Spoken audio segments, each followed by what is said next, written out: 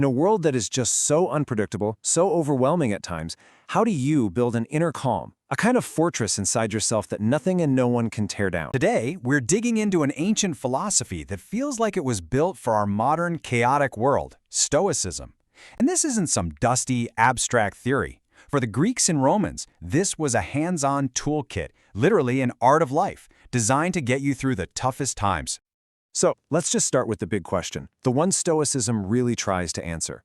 In a world that is just so unpredictable, so overwhelming at times, how do you build an inner calm, a kind of fortress inside yourself that nothing and no one can tear down?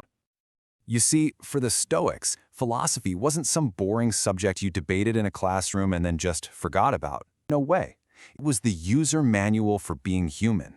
It was meant to be intensely practical, a real guide to living well, making good choices, and finding a genuine sense of happiness, no matter what life throws at you. Okay, so what's the goal here? The core idea, the whole formula of Stoicism, is to live consistently with nature. Now hold on, this doesn't mean you have to go move into a cabin in the woods. For the Stoics, nature meant the highest, most perfected version of a thing. And since we humans are rational animals, our nature is the perfection of reason and virtue. So living with nature really just means living a virtuous and rational life. This quote right here, it gives us the perfect map for understanding the entire system. The Stoics use this beautiful metaphor, a fertile orchard. Think about it.